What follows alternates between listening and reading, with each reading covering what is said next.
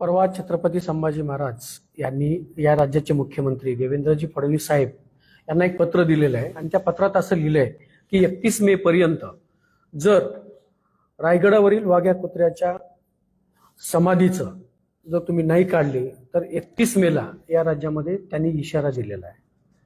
माझी छत्रपती संभाजी महाराजांना विनंती आहे की आपण राजे आहात आणि आपल्या राजाच्या या कृतीमधून अशा छोट्या छोट्या गोष्टी किंवा एखाद्या वाघ्या कुत्र्याच्या समाधीसाठी आपण आपली प्रतिष्ठा पणाला लावू नये आणि त्याच्यावरती आपण काम करणे हे आपल्याला शोभत नाही।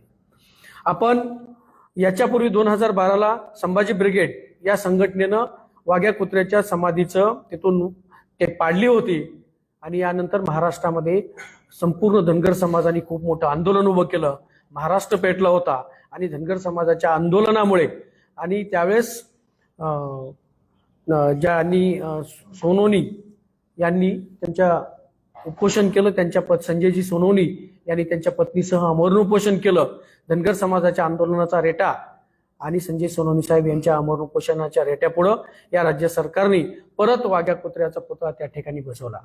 माझी छत्रपती संभाजी महाराजांना विनंती आहे की आपण म्हणजे तो पुतळा काढावा हा तुमचा उद्देश कशासाठी किंवा त्या पुतळ्याच्या तुम्ही पाठीमागे का लागला आहात? तो पुतळा उभा करणाऱ्यांनी त्या काळामध्ये उभा केला, तो कशासाठी उभा केला असेल त्याचा इतिहासामध्ये त्या वाघ्या कुत्र्याचं खूप मोठं योगदान आणि महत्वाचं आहे। ज्या महात्मा फुलेंनी पुतळा त्या रायगडावरची समाधी शोधून काढली, टिळकांनी त्याच्यावरती खूप मोठं उभं करण्यासाठी काम केलं आणि राजे तुकोजी होळकरांनी जीर्णोद्वार रायगडाच्या त्या समाधीचा त्या पुतळ्याचा जीर्णोद्वार करण्यासाठी स्वतःचा पैसा खर्चून ते सगळं वैभव उभं केलं आणि फक्त होळकरांनी ते जीर्णोद्वार केला म्हणून तुम्ही धनगरांचा किंवा होळकरांचा तिरस्कार करण्यासाठी तुम्हाला राजकीय कुठलाही मुद्दा तुमच्या हातात नसल्यामुळे हा मुद्दा घेऊन आपण पुढे आलेला आहात का हा प्रश्न आता राज्यातील जनतेच्या समोर येतोय। दुसरी म्हणजे तुमची दुटप्पी भूमिका याच्यामध्ये अशी दिसती।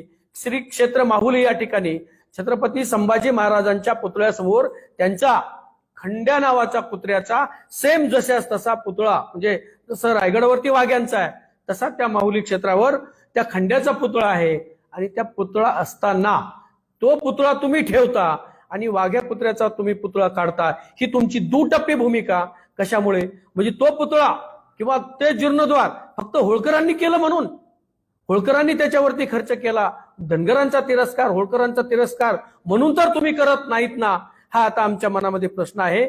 आणि जर आता